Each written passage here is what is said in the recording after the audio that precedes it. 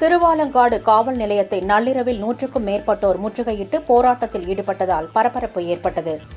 திருவள்ளூர் மாவட்டம் திருவாலங்காடு ஒன்றியத்திற்குட்பட்ட பரசேபுரம் கிராமத்தில் உள்ள சுடுகாட்டு வழிப்பாதையை ஆக்கிரமிப்பு செய்த முனிரத்தினம், முனுசாமி, நரசிம்மன் ஆகியோர் மீது நடவடிக்கை எடுக்க கோரி வருவாய்த்துறை மற்றும் காவல்துறை அதிகாரிகளிடம் கிராம மக்கள் ஒன்று சேர்ந்து புகார் அளித்துள்ளனர்.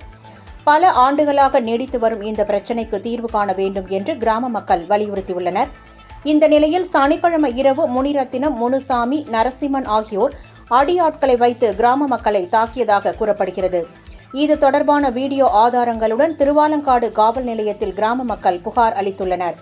ஆனால் ஆக்கிரமிப்பாளர்கள் முனிரத்தினம், முனுசாமி, நரசிம்மன் ஆகியோர் மீது நடவடிக்கை எடுப்பதற்கு பதிலாக அவர்களுக்கு ராஜ மரியாதை அளித்து அவர்களுக்கு ஆதரவாக திருவாலங்காடு போலீசார் செயல்பட்டதாக கூறப்படுகிறது.